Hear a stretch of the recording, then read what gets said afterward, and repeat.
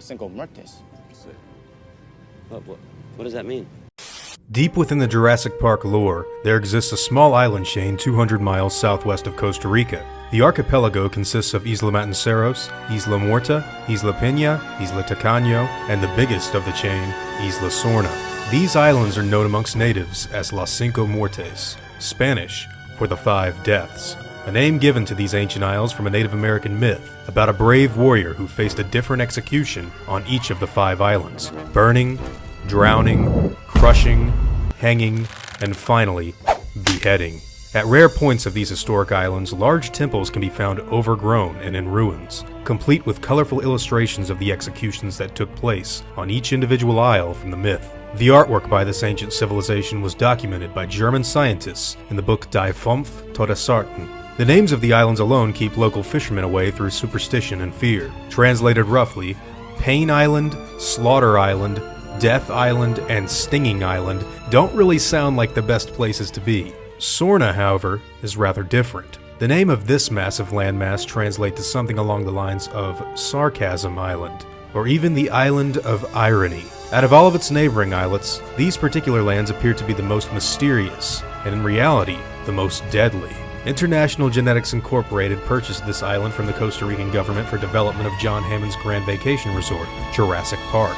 Sorna was the factory floor, the engineering and cloning facility where every dinosaur that was to be exhibited in the park was created. Once they were ready, the animals would be set free to roam the island as juveniles, where they would stretch their legs and fend for themselves, until they'd grown just a bit bigger for the eventual recapture, where they would then be shipped off to Isla Nublar, Cloud Island, the site of Jurassic Park itself. Due to the island of Sarcasm's abundance of various different dinosaur species, it's assumed, however never been proven or explored, that some of the smaller islands would have had some of the animals within their jungles as well. Migration of some species could theoretically be possible given the perfect circumstances, and it could very well be revealed sometime in the future that Matanciros, Peña, Tacaño, or Muerte have been invaded by a number of different animal groups. It should be noted, however, that Sorna is the only island that InGen purchased from the Costa Rican government within this chain, meaning no dinosaurs were ever moved to or cloned on any of the other islands in our current understanding. In Michael Crichton's novel, the Muertes archipelago forms a bow.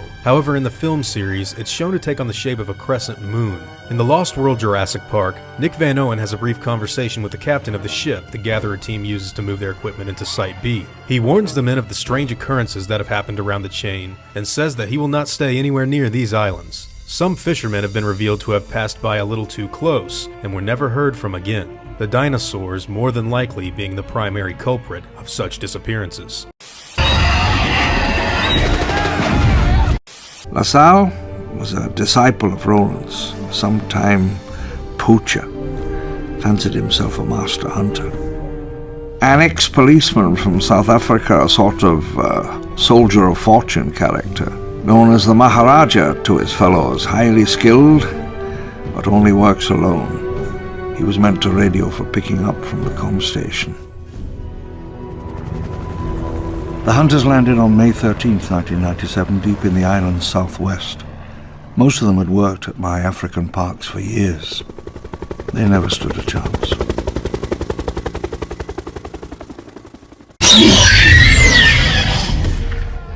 The hunters scattered, their prearranged hunting routes forgotten.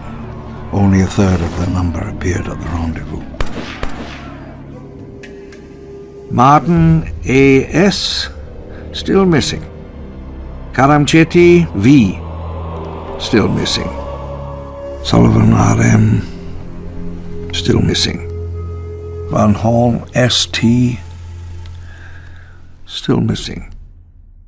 LaSalle P. also still missing.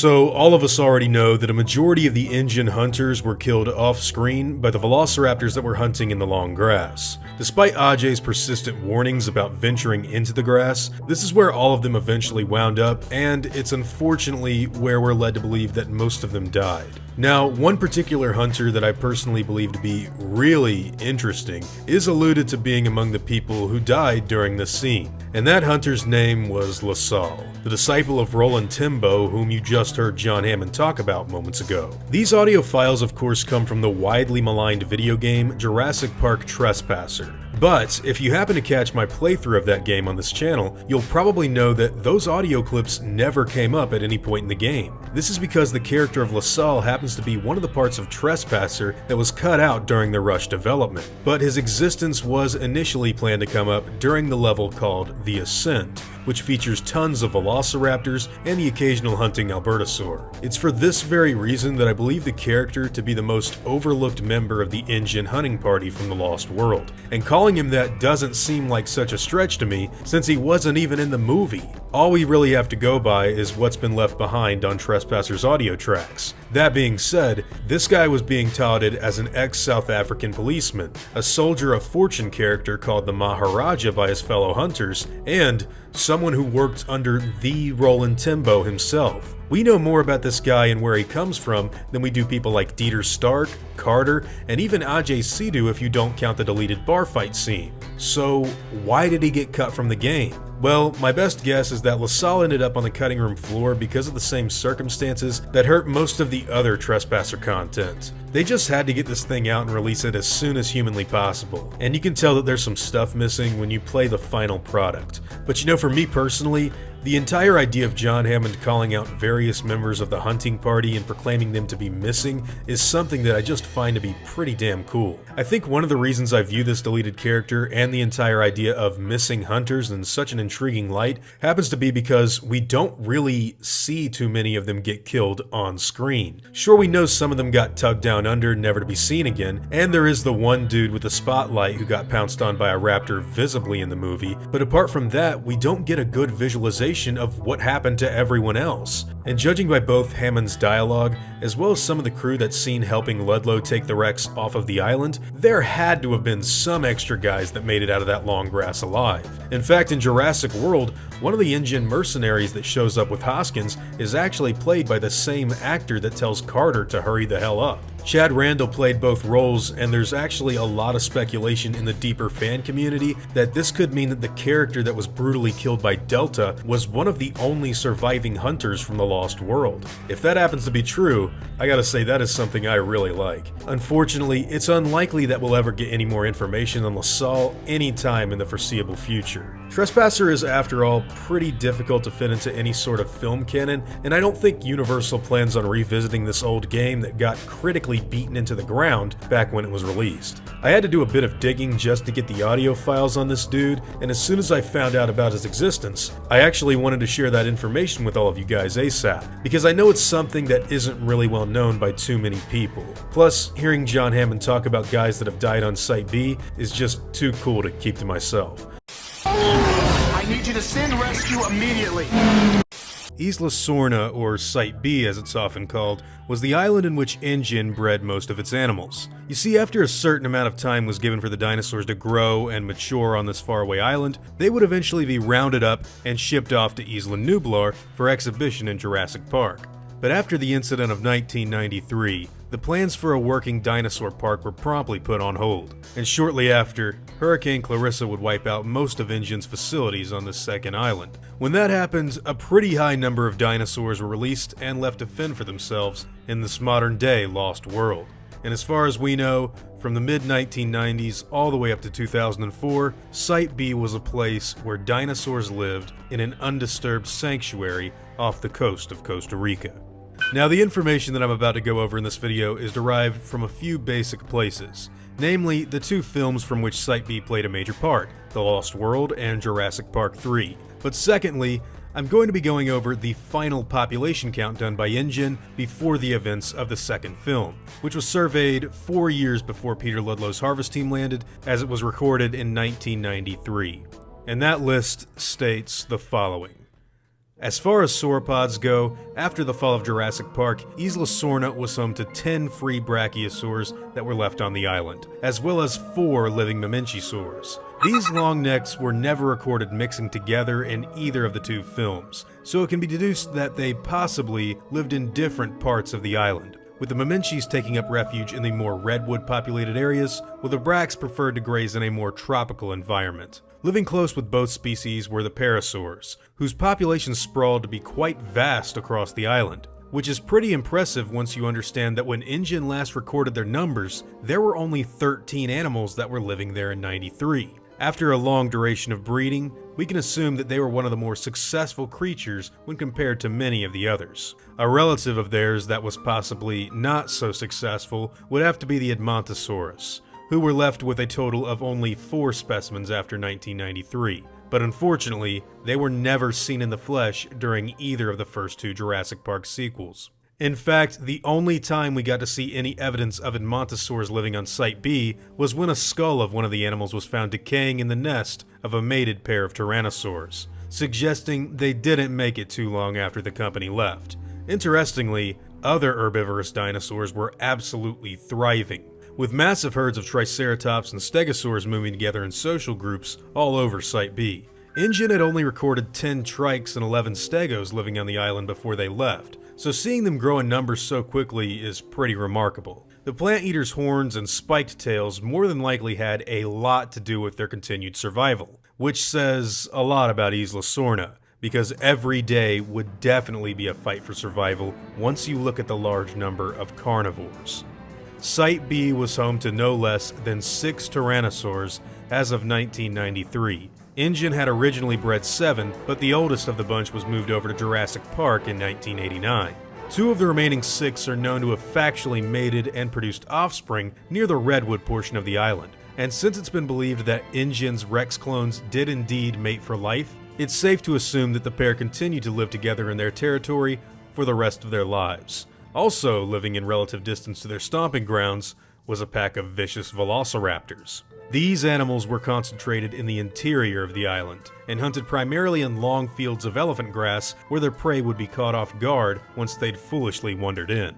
This tribe of velociraptors was known as the tiger-striped group. They were given this name due to their different colorations when compared to the other InGen raptors, with the males being orange with black stripes, and the females being orange with blue stripes. Living far away in another sector of the island, there was actually a completely different breed that took up territories in the more tropical climates. These raptors were very different from their long grass siblings though, because their skull structures were shaped in a more rigid manner, and instead of cat-like eyes, they actually had bird-like pupils. The females were easily identifiable with a white body and black spots, while the males can be seen with a much darker skin tone and a mohawk of quills adorning their heads. As of 1993, a total of 18 raptors were left to breed and grow on the island, with 2 groups taking up factions in different areas. Something unexpected has evolved. Animals like the Gallimimus and Pachycephalosaurus were documented as to having taken up refuge in the dense wooded area of Site B, starting off with a respective 20 members for the Gallies and 9 members for the Pachyes when the hurricane hit. Other dinosaurs would unfortunately never be documented. A small ceratopsian plant eater by the name of Microceratus was released in a herd of no less than 22 individuals when InGen left. However, not a single one of them was ever seen on the treks taken in 1997 or 2001. The same can be said for the baryonyx, which was last seen living in a small group of 5 individuals in 1993. Similarly, a pair of Carnotaurus were bred and abandoned by InGen as well. No record of their survival ever being accounted for after the company left. Sadly, the same fate could possibly have fallen onto the spitting Dilophosaurs, who were left in a rather impressive lot of 12 individuals before the hurricane stormed the island. However, no animal ever turned up in either Malcolm nor Grant's time on Site B. However, it was not all doom and gloom for the carnivorous dinosaurs that weren't raptors or rexes, because populations of pteranodons were known to have flourished in the wake of Site B's demise. 2 genetic variations claiming territories in different spots in the island, with the more aggressive breed even making their ways out of Isla Sorna in a search for new nesting grounds. Compies were also quite successful after InGen left, with dozens of specimens known to have lived all over the second island. from the sandy beaches of Sorna's coasts all the way through to the most dense and tropical areas of the site. An initial 10 pteranodon and 43 Compsognathus are known to have been living on the island before their numbers started to grow.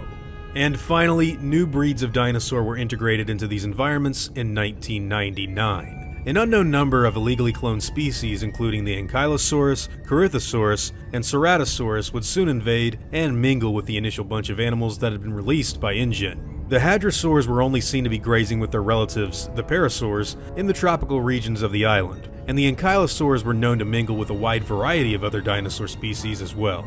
Only one ceratosaur was ever reported on Sorna by Alan Grant and the Kirbys. What their exact numbers would have looked like is so far unknown.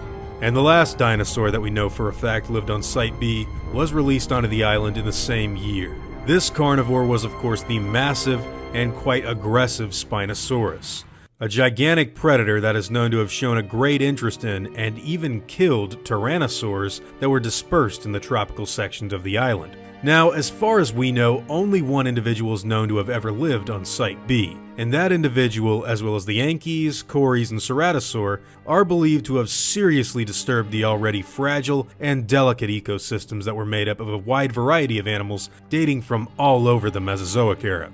After these illegal species spread out across the lands of Site B, dinosaur relations soon began to take a hit, and this forced a great deal of extinctions to fall across the island in a rather short amount of time. As of 2018, the public believed that Site B had become a shadow of its former self, with geologists and scientists in the modern day citing their opinions that Isla Nublar was the home of the last living dinosaurs on the planet. The death toll on Site B is believed to have been far too massive for any of the original animals to have endured, and what little remaining creatures were able to be found were quickly caught and transferred across the ocean and into Jurassic World. It's been quite some time since we heard anything about Site B.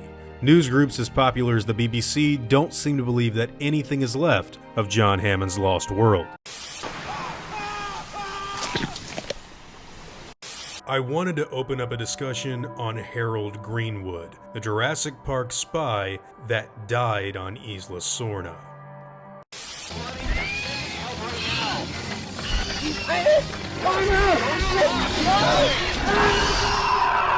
So you've more than likely never heard of anyone in the Jurassic Park franchise with the name Harold Greenwood before. If you have, well then I'm sure you know why this character is so interesting to talk about. To make a long story short, Harold Greenwood was a man that came into contact with John Hammond many years ago, and you can only find his story in the 1998 video game Trespasser. Now, I've done a complete playthrough of that game before on the channel in the past, but this is one of the aspects of the game that I unfortunately wasn't able to really cover in full. And that's because most of Greenwood's story never actually made it into Trespasser. Due to the game's rushed and chaotic development, this was sadly one of the really interesting aspects of its plot that got left on the cutting room floor. Luckily, I've got a lot of information on it, and I just love talking about Jurassic Park, so let's go ahead and begin.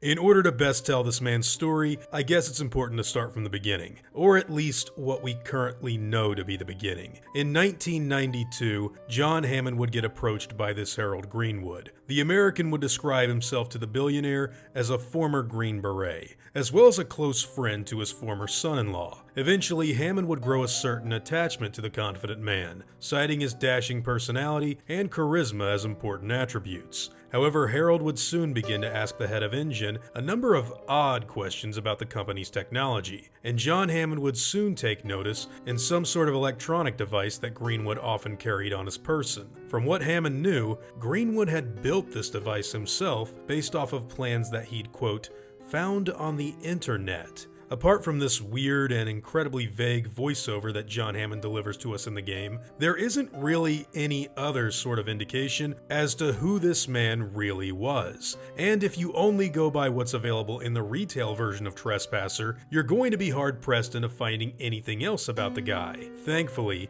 there are additional lines of dialogue that we can go over in some of the unused sections of script for the game. And in these specific cut lines of dialogue, Hammond reveals a lot more about the mysterious man. Sources close to John claim that Greenwood had actually attempted to penetrate the interior of Isla Sorna sometime after their conversation in the early 90s. His plan was to reactivate the geothermal power plant on Site B in order to gain access to the protected data that was being stored in the main lab. A background check done by Hammond's men revealed nothing out of the ordinary on Greenwood. All that it really told them was that he had a community college education and a gun permit. Such innocuous parts of this random man's character are probably why Hammond trusted him so much early on. Of course, some effort was made by InGen in order to track Harold Greenwood down, but their search came up inconclusive. No one was ever really able to figure out what had happened to the man. That is, until a woman by the name of Anne would crash onto Isla Sorna in 1998. During her stay on the island, Anne would come across the bodies of several InGen hunters that were led by Peter Ludlow during the events of the Lost World. She'd also come into contact with a downed helicopter and a number of impressive derelict InGen buildings. One such structure on the island contained the decaying remains of a complete human skeleton. There, deep in the wilds of Isla Sorna, in InGen's impressive dam sat what was left of Harold Greenwood, the skin and muscle on his corpse long gone, and the position of his body huddled in the corner of InGen's concrete tunnel. After being fatally injured by a surprise Velociraptor attack, Greenwood had managed to climb into the tunnel in order to retreat from the predators. Thinking it would be a safe place to hide from the dinosaurs, he stayed in there, slowly bleeding out while listening to the barking roars of the animals from outside of the dam. Unfortunately, the wounds he'd received would prove to be too much for the man to handle, and that would-be sanctuary that he'd forced himself inside of would end up being his final resting place. The man's untimely death is actually only half of what makes him so interesting. I'm sure that you've probably been able to figure out by now that this guy was clearly trying to get close to Hammond in order to gain access to some of Jurassic Park's secrets. But why would this guy try to do that? How does he even know about the Dinosaur theme park, much less the hidden factory island on Isla Sorna? Well, that's where some other Trespasser material comes into play. You see, much earlier in the game, Anne comes across a destroyed helicopter that fell into a pretty savage part of the island. The wreckage is left sitting alongside the bones of some large theropod, as well as an unhealthy amount of velociraptors. Well, if you take a really good look at what's written on the side of that helicopter, you'll find an important piece of this cryptic puzzle. There, etched on the side of the chopper, sits the proud words Biosyn, the same rival company that would hire Dennis Nedry to smuggle dinosaur embryos from the first Jurassic Park. While no concrete evidence or proof of this particular wreckage has ever been explicitly tied back to Harold Greenwood, the popular opinion is that the man was working for the rival company and had made it his mission to infiltrate Isla Sorna in order to secure valuable information for Biosyn. Originally, Anne was supposed to hunt down a T.rex in order to secure a battery that would be used in the electronic device that Greenwood had left behind on the island. And while this electronic device doesn't really have any sort of indication as to what it really is, or at least none that I could find, I'm willing to bet that it was something similar to the noise box that Lewis Dodson carried with him in Michael Crichton's version of The Lost World. Which, if true, would have meant that Greenwood would also have had some sort of ulterior mission, which would have centered around stealing dinosaur eggs, much like what Biosyn was attempting to do in the second novel. Although I will admit that this is a pretty big amount of speculation on my part that doesn't have any sort of hard evidence at this moment to back it up. Now, in the original script for Trespasser, Hammond would close out Greenwood's story with haunting words of warning for those who would dare venture out to the island in the future. Harold thought he would be a hero, an explorer, a Lawrence of Arabia braving danger, but he did not understand what danger really is, and how easily and unexpectedly death can come.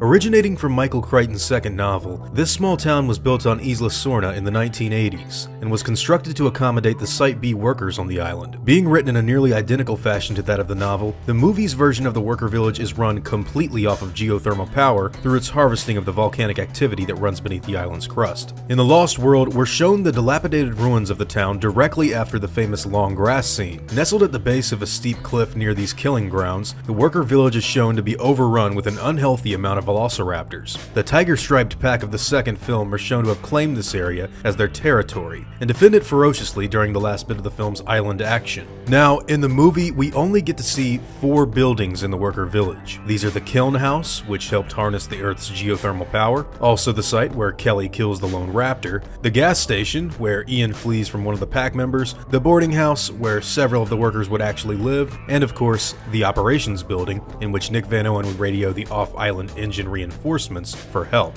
Interestingly, in Jurassic Park Trespasser, another town is shown in the island that is considerably larger. Here, you can find the residences of John Hammond, Dr. Henry Wu, a generator tower, cafe, and even a saloon. This town is named The Burrows, an affectionate title given to it in honor of Edgar Rice Burroughs himself, creator of an equally interesting classic, The Land That Time Forgot. Other areas of the town are named after other science fiction authors such as H.G. Wells and Jules Verne. Now, originally this town was supposed to be based off of what was going to be in the Lost World movie, but after Spielberg chose to move the film's climax to San Diego, he contacted the contractors who were still constructing the set and told them to finish what they'd currently started.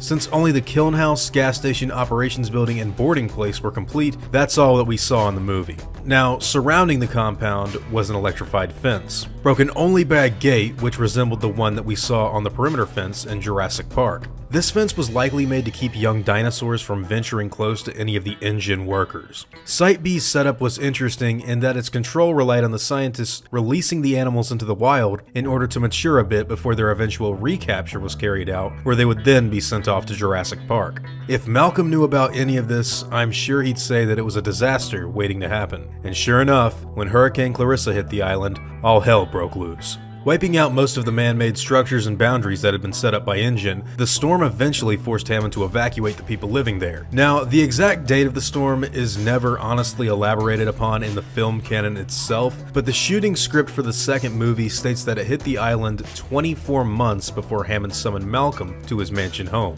This information directly contradicts the final film version itself, though, because the former CEO states that he's had research on dozens of species on the island living in their own social groups without fences and boundaries for 4 years. This would place the hurricane's actual occurrence around 1993, which would coincidentally be the same time when Jurassic Park takes place. This is what's led many people to believe that the hurricane that destroys Site B can actually be seen in the first film when Muldoon turns to check out a computer screen. But to clarify, this has never been proven 100% and is still open for debate. That being said, the InGen Worker Village is one of the most mysterious and kind of thought-provoking locations from the entire series. What would a person's life be like here in this geothermal compound? How would living amongst genetically engineered dinosaurs affect the way you slept at night? And how would it feel to know that your entire life on this island was signed away to secrecy as soon as you became employed? All of these things are questions I've asked myself for a few years now, and I know that many other fans have pondered them as well. I'd like to know what all of you think about the Worker Village and if you'd be interested in seeing it return to the big screen sometime in the future. If not in a film, then possibly in some sort of series or even book form. Let me know if you're interested in the comments down below, guys. I know I'd love to see it again.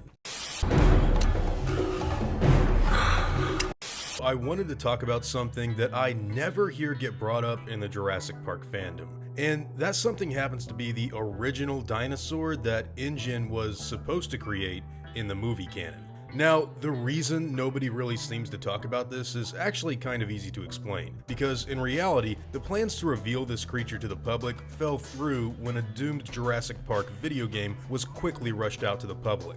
That video game was, of course, the now legendary Jurassic Park Trespasser, a game that I personally love, although I know for a fact had to have been pretty bad when it was first released. So, if any of you are unaware, the original intention for Trespasser was for the game to serve as both a sequel to The Lost World, as well as a prequel to Jurassic Park. The way they went about doing this was by mixing novel canon from the first Michael Klayton book with what we all saw on screen in the 2 live-action movies. Of course, that ended up muddying up the timeline pretty bad, and it didn't exactly work out in the long run, but regardless of these problems, the idea of this story being canon still stands as the game's original intent. And the dinosaur that this game would have originally revealed to us as being InGen's first cloned animal was actually supposed to be the Albertosaurus. If you go back into the deep script for Trespasser that would have had Richard Attenborough narrate the events of Jurassic Park's past, you can find a timeline of the events that the game was trying to make canon during Anne's adventure. While not all of these lines wound up getting recorded and placed into the final game, the script still exists for us to all go over and check out what they initially had in mind. And one of those unrecorded lines of dialogue actually states the following: 1985. The first dinosaur to prove viable in the modern age was a small Albertosaur, revision 308. It had behavioral quirks and a chronic skin infection, but it lived. Now, if you don't know already, the Albertosaurus is actually an animal that was first introduced in the franchise through Trespasser. Dinosaurs in that video game are pretty rare unless they happen to be velociraptors, and carnivores were even rarer in the unmodded initial release. Apart from T.rex, the Albertosaurus was actually the only other meat-eating animal to make an appearance in the entire video game. And it was in this game where the locations of these animals were laid out in a pretty definitive fashion, taking up territories and safe zones that were beyond the borders of their rival raptor tribes and the 7 clone T-rexes. The Albertosaurus was emphasized as being a predator that commanded respect on Isla Sorna. Living at the base of Mount Watson, the 3 Albertosaurs that you encounter in the game are among the deadliest enemies you face on the island. Unfortunately, since Trespasser has always had such an uneasy status in canon, this has kind of made the animal's origins unimportant in the grand scheme of things. Normally, continuity in the Jurassic Park franchise is something that gets a mild laugh out of anyone who takes the finer details seriously. Most of the time, things just never really matched up. For example, the design of the Tyrannosaur in the original movie radically changes when it's depicted by either the animatronic or the CGI model, and if you pay attention to the film, it's kind of easy to tell. Similarly, the maps of Isla Nublar contradict each other multiple times in the film's runtime, and we all know that Timmy didn't really have a door to close. But you see, the canon problems in Trespasser are really far more severe than anything we've ever seen before in the franchise, such as John Hammond himself telling us that Jurassic Park took place in 1989 instead of 93, the worker village getting a brand new layout and new buildings constructed in the years since The Lost World, and the entire island changing its shape to look absolutely nothing like what it did in the last movie. And trust me, these are just a few of the many more issues that the game has when you try to make sense of its validity in the movies. Nevertheless, the game did try to make its place in canon, and if that canon had been successfully integrated into the film series, it would have made the Albertosaurus InGen's very first dinosaur that they'd successfully cloned for Jurassic Park. Personally, I consider this to be a really cool revelation that I wish made its way into the final release, because Albertosaurus is a dinosaur that hasn't really gotten too much love until quite recently with the Jurassic World properties, and I think all medium-sized carnivores make for really cool additions to InGen's list. But yeah, with that out of the way, what do all of you guys think about this secret dinosaur from Jurassic Park canon's past? Is this something that you'd love to see explored today, or are you fine with leaving it where it currently stands? If you're interested in checking out the script that I mentioned in this video, a link to it will be provided down in the description below. Now, whatever your own thoughts and opinions happen to be, I'd love to hear them in the comments down below.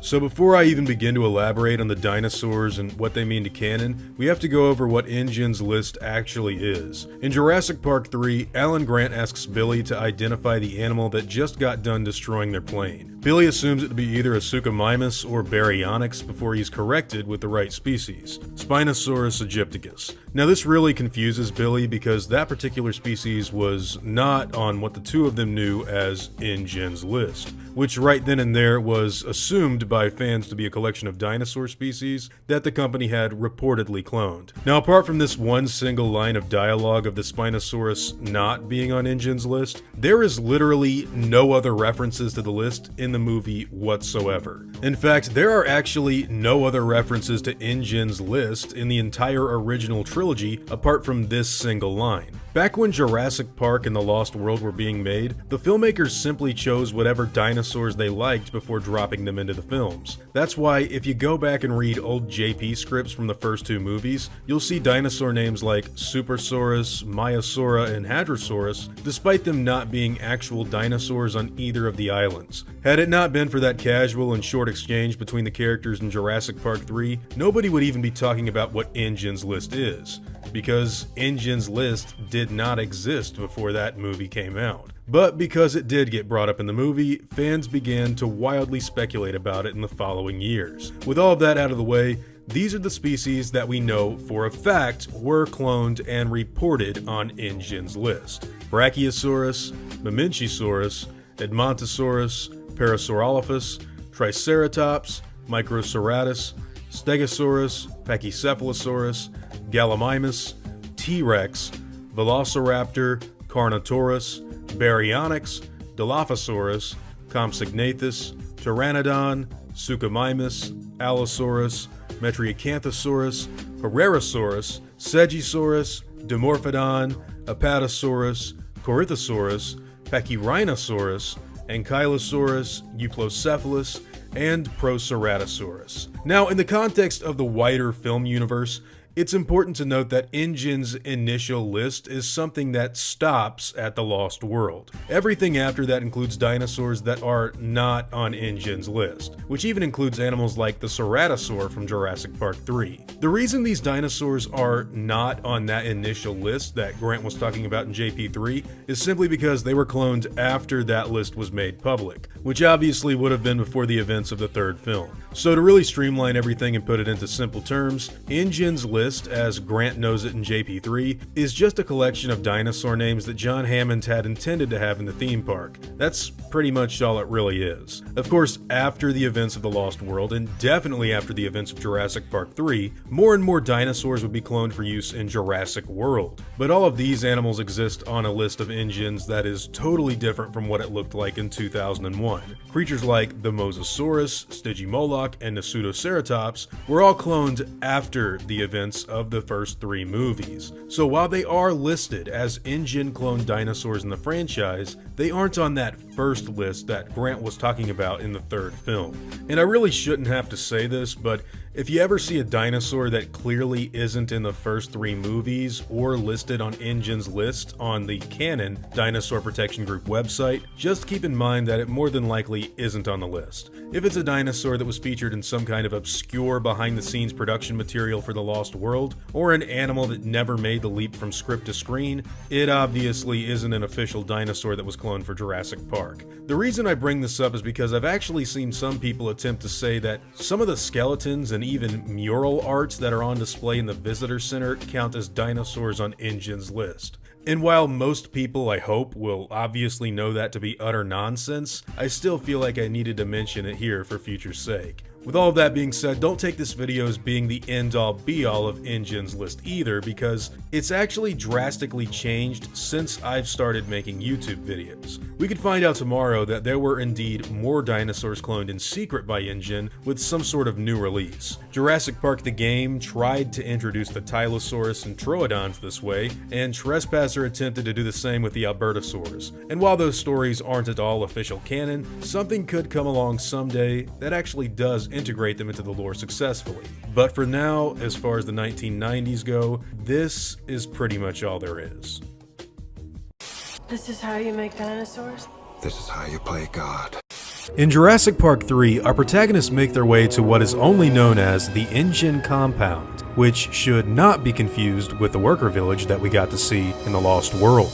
This compound consisted of an administration's building, some embryonic laboratories, and kennels designed to hold the infant dinosaurs once they'd been born. The history of this particular part of Isla Sorna remains deeply shrouded in mystery, mainly because of the lack of context that is given for it in the film. Because of this, I thought it would be a good idea to examine all factual information we have on this location to better understand some of the new information that has come out in the lore of this series. This is everything we know about the laboratory from Jurassic Park 3.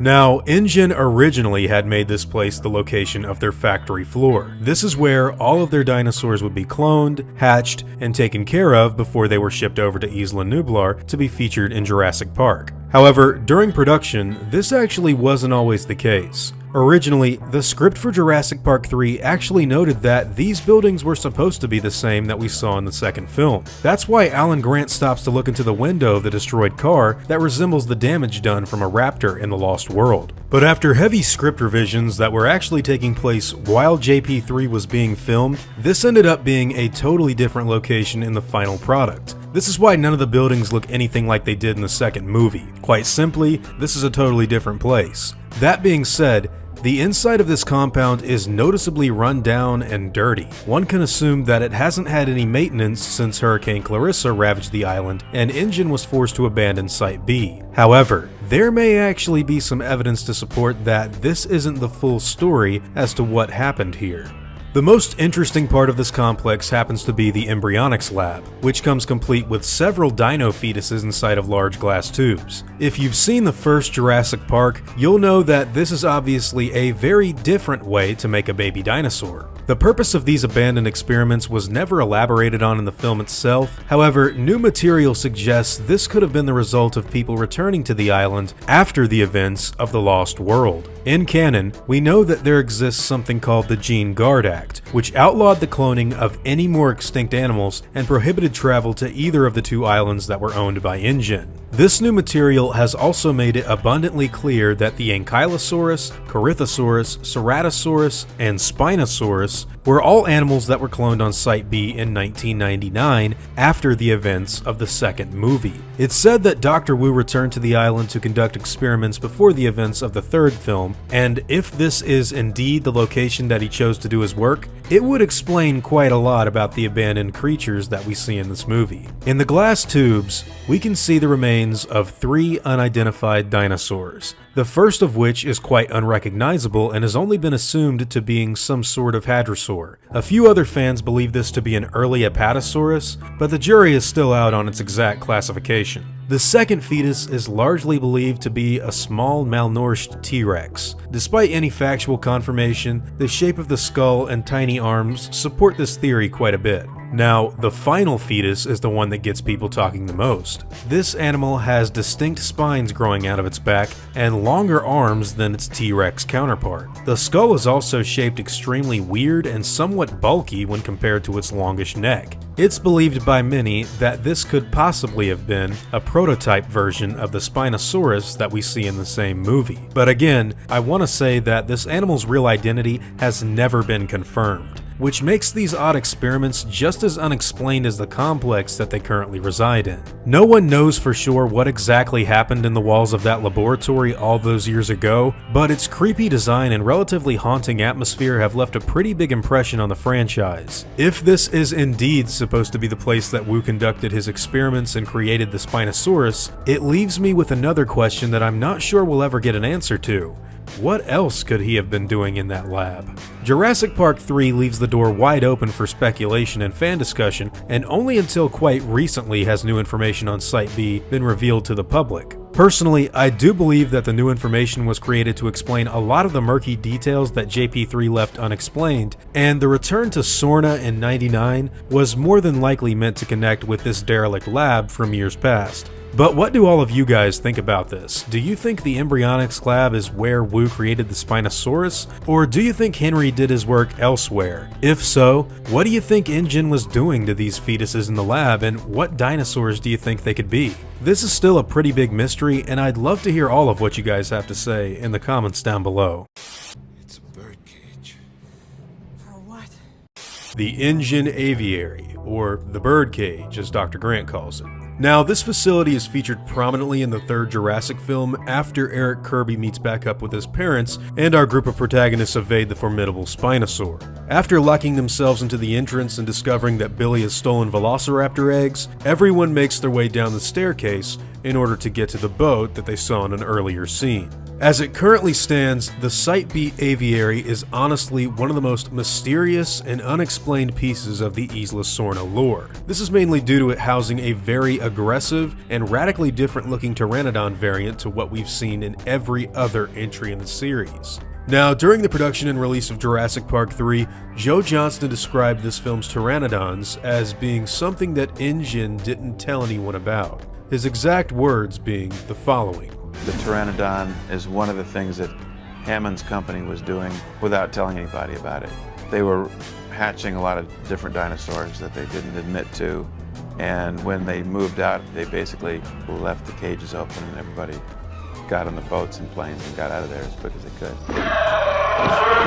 Now, obviously, since then, we've learned a little bit more about Site B and this film's Spinosaurus in particular. However, I do want to point out the fact that this species of pteranodon has still been left kind of unexplained. You see, in the Lost World Jurassic Park, Roland Timbo is seen holding what is pretty much a mock-up of the official InGen list, which has since been released to the public during the build-up for Jurassic World Fallen Kingdom. And on that list, we are indeed given a species of pteranodon that is extremely different from what we can see in JP3. It should also be noted that another pteranodon type is shown at the very end of the Lost World before the credits, which makes the origins of this scarier, more vicious variant even more intriguing. That being said, the InGen aviary on Site B was definitely built to house all pteranodons that would have been bred and kept after until their eventual shipment to Isla Nublar for Jurassic Park. The layout of the complex was built atop of a canyon over a long river. A spiral staircase connected the many floors of the aviary,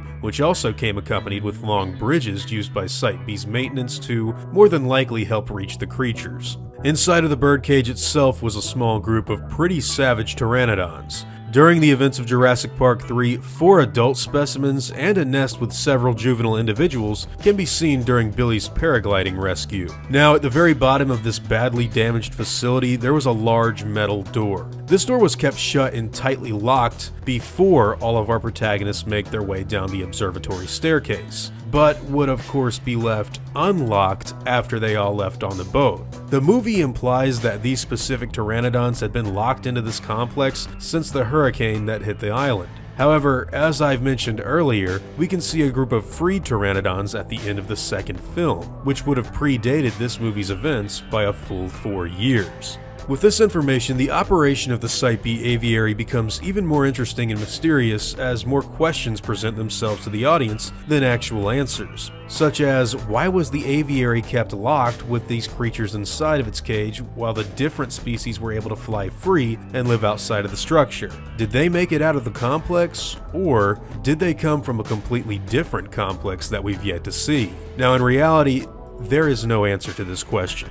I'm not exactly sure if we'll ever get any new information on Isla Sorna anytime soon, but I will say that stuff like this is ripe for being explored in future material. In my own personal opinion, I don't think it's too outlandish to believe that Mizrahi Global may have had a hand in creating these new aggressive pterosaur variants after the events of the second movie.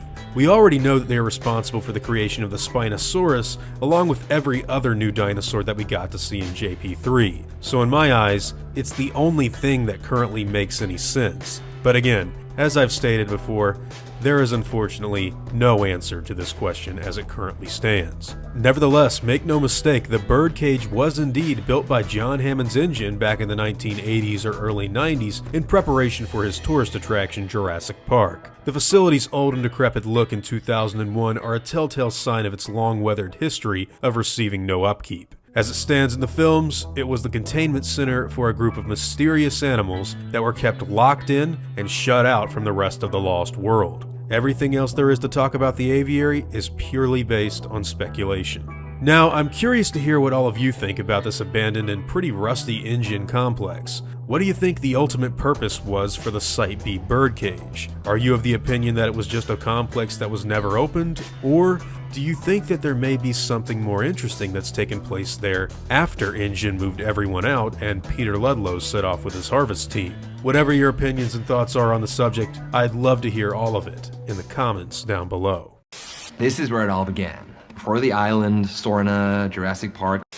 Alright guys, I think it's time to finally go through all of the new information the Dinosaur Protection Group has written about the Gene Guard Act. For those of you who may still be unaware, Jurassic World Fallen Kingdom's new viral marketing campaign is centered around a website, similarly to how the last film was promoted back in 2015. Now, this particular site has recently dropped a ton of information that explores certain parts of the Jurassic Park lore to a degree that has previously never been attempted. And within this huge amount of revealing material, material, they've happened to actually go into detail about the laws and legislation between the United States and Costa Rica's restriction of Site B. Now, we all know that after the events of the Lost World, John Hammond gave a public statement on what would become of Isla Sorna. He made it abundantly clear that it was very important for his company and the government itself to work with the Costa Rican Department of Biological Preserves to establish a set of rules for the preservation and isolation of the island. This is why Isla Sorna was listed as restricted at the beginning of Jurassic Park 3, and more than likely why Isla Nublar was the island chosen for construction for Jurassic World. Up until now, we were under the impression that Isla Sorna was still a safe and restricted biological preserve left untouched by man for both the safety of the general public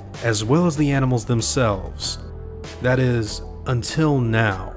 To understand what exactly is going on, we need to go back to the beginning of Site B's setup as a dinosaur reservation. You see, in 1997, the Ethical Negligence Within Paleogenetic Resurrection Bill, ENPGR or Gene Guard Act for short, was passed in response to the events of the San Diego incident. I'm sure you all remember what that was. This bill was formed by the U.S. House Committee of Science, who were working with key members of InGen senior management. This would have been guys higher up, similar to Peter Ludlow or John Hammond himself if he was reinitiated into the company after the failure of Jurassic Park San Diego. The act was designed to give the existing dinosaur specimens that InGen created the same rights and protections as other endangered animals, as well as restrict any further access to the islands owned by InGen. As of 1997, these creatures were given full endangered status, and the island was closed to the public. This bill also included another major restriction apart from visiting the dinosaur islands. From now on, it was also absolutely prohibited for InGen to clone any new prehistoric life forms. And at the time, the company seemed dedicated to upholding these strict ethical regulations concerning them. Somewhere in a small apartment within America, I'm sure Ian Malcolm let out a major sigh of relief after hearing this news. Well, shortly after the ENPGR bill was passed, John Hammond would unfortunately die. After already being visibly ill in the Lost World, it would seem that either the excitement of having his nephew steal his company away from him, or simple elderly age itself, had taken a massive toll on John's health. And with Mr. Hammond's death came the passing of ownership for this genetics company. Mizrahi Global would absorb InGen and adopt their responsibilities for making sure that these regulations were all still being practiced well after John's passing. However, in 2003, high-standing members of the UHCS revised the strict laws surrounding the act and publicly stated their confidence in Mizrahi Global's promise to right the wrongs of the past. That's the first big red flag. This resulted in the Gene Guard Act becoming watered down and allowed the Fortune 500 company to pursue the creation and growth of new animals to showcase in the upcoming Jurassic World. Fast forward to 3 months after the 2015 incident where the Indominus Rex broke out and caused several disturbing casualties, and the US Congress decided that it would open an inquiry into a potential violation of the Gene Guard Act. By the way, it's important to note that an ongoing inquiry into Dr. Henry Wu's bioethical misconduct is also being pursued. Now, the reason the United States chose to look into such a violation was because several employees of Mizrahi Global and InGen actually stepped forward to disclose incriminating evidence against their employers. They knew something that they needed to tell the world about after such a chaotic event ended up closing Jurassic World's doors for good. Come to find out, many of the dinosaur species present on Isla Nublar turned out to be new species cloned before the bill was watered down in 2003.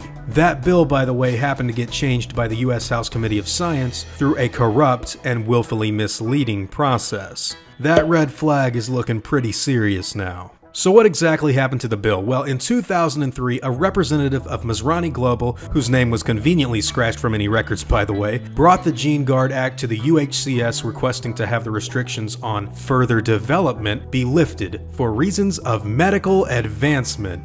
This representative pledged they would entirely uphold the existing duty and care toward older specimens, but requested the right to responsibly develop new gene splicing techniques. Now, they claim that they wanted this change to help safeguard the animals from genetic anomalies or hereditary diseases that could potentially arise and harm the dinosaurs, and also said that further work could help eradicate many diseases in the normal animal kingdom and humans as well. Well, guess what? In 2015, a paper trail was discovered and authorities were able to find out that key members of the board were, quote, bought and paid for to help water down the Gene Guard Act. These guys were harvesting the rewards from the new park and being paid through Masrani Global's profits. They ended up getting discharged of all their legal duties, and some of them even served jail time. Information surrounding the illegally bred species surfaced online after an anonymous hacker known as published sensitive InGen documents cloning new species on Isla Sorna and experimented on these dinosaurs for 9 months after birth. These creatures were filed under early R&D for Jurassic Park's second incarnation, as well as the amalgam testing. A while back, we learned that Henry Wu was involved in an experiment with gene splicing, something Masrani Global publicly claimed they wanted to pursue in 2003, and ended up creating an accident that the scientists left on Sorna. This dinosaur was presumed to be Jurassic Park 3's highly aggressive Spinosaurus, a creature who happens to be included within the list of new dinosaurs created during InGen's violation of the Gene Guard Act. Corythosaurs and Chylosaurs and Ceratosaurs were also created illegally during this time frame, and all of these animals would become abandoned on Site B until it was time for InGen to come and ready the survivors for transport into Jurassic World. We don't know if they picked up the Spinosaurus and took it to Isla Nublar just yet, but we do know that in 2003, Wu said his gene splicing accident was abandoned. Again, that was before 2005, when Jurassic World opened its doors. Now, Dr. Grant happened to see the Spinosaurus Masrani created with his own eyes, and tried to go to the authorities with information on its existence, which he knew had to be illegal. But the information he tried to share was quickly buried by more bribed officials. Because of all the bribery and illegal species that ended up getting made, the Gene Guard Act's validity has become kind of frowned upon by the general public. Everyone heard John Hammond give that amazing speech on TV after the T.rex rampaged through San Diego, and their minds raced with the reality that living, breathing dinosaurs were out there somewhere on a mysterious island, protected from further harm and isolated from the rest of the world. So when the world found out that members of InGen's board happened to be really similar to good old Peter Ludlow, the guy responsible for bringing the Rex to civilization, their worlds were quickly shattered, and a new reality of negligence and ethical misconduct was brought to light after Jurassic World was destroyed. Despite all of this, John Hammond's dream lives on in the form of Claire Deering and the other members of the Dinosaur Protection Group. These people still believe in what the Gene Guard Act stood for and are now working hard at making sure that the endangered dinosaurs' rights are not only fully understood by the general public, but also trying to save the animals and send them to a new home that will finally be regulated and restricted the way it was always intended to be. With all of that being said, I think it's safe to say that Fallen Kingdom is going to rely heavily on themes, ideas, and consequences that were first brought about in the Lost World. Remember back when the Spinosaurus' existence was questioned by Alan Grant and Billy in Jurassic Park 3? Yeah, well, now we know that it wasn't just some dino that InGen conveniently forgot to tell anyone about. In closing, I want to say that the end of the Lost World was just as important as a send-off to me as the original Jurassic Park was. Hearing John Hammond tell everyone that dinosaurs and man can never peacefully coexist with one another without chaos ensuing, and actually working hard in his final moments of life to try and preserve their habitats and homes, as well as isolate them away from any civilians in fear of more blood on his hands, was really powerful to me as a kid. He learned his lessons from the first movie, but was fortunate enough to give the people of the world the ability to say that I live alongside dinosaurs. He was able to leave his footsteps behind despite Jurassic Park becoming a failure, and you could tell that he was very happy to do so. With all of this new information coming out about his accomplishment being tampered with and violated by members of InGen's board, it really infuriates the little kid inside of me. Now, the adult that I've grown into is able to recognize that, yeah, this actually makes a lot of sense. Not only does it reveal where the Spinosaurus from Jurassic Park 3 came from, it also brings up how Jurassic World was even created after Hammond made Isla Sorna a biological preserve. We all thought Site B was a safe haven for the dinosaurs after we saw the second movie, and even though it currently isn't, we still have the chance at seeing the animals ferried off of Isla Nublar, Noah's Ark style, and given the chance of actually making John Hammond's dream become a real reality. But then again, we have to think back a little further to really understand the logic in all of this. John Hammond may have been a sweet old man with a dinosaur amusement park in his mind, but that doesn't mean that he wasn't innocent in all of this. Genetic power is the most awesome force this planet has ever seen, and he wielded it like a kid who'd found his dad's gun. I mentioned this in my video on what the future of the Jurassic World franchise would entail, but I think it's important for me to go ahead and say it again. The sins of Jurassic Park have never been realized in full. Ian Malcolm's eerie warning about the unpredictability of complex systems has only taken baby steps forward with the second and fourth entries in the series. Now we're about to enter what Michael Klayton wrote out as the paradigm shift. Everything is about to look different on the other side. Dinosaurs and man are two species separated by 65 million years of evolution, both of which have just been suddenly thrown back into the mix together. Colin Trevorrow has stated that that was the single quote that inspired Fallen Kingdom. How can we possibly know what to expect? Now before I go, I want to thank everyone that's helped me build my channel over the years. I'd also like to thank every one of you guys who've watched my stuff. You've all been extremely cool to me. If you enjoyed the video, I'd appreciate a like and hope that you'll consider subscribing. God bless you all, Christ is King, see you guys in the next video, and as always, take it easy.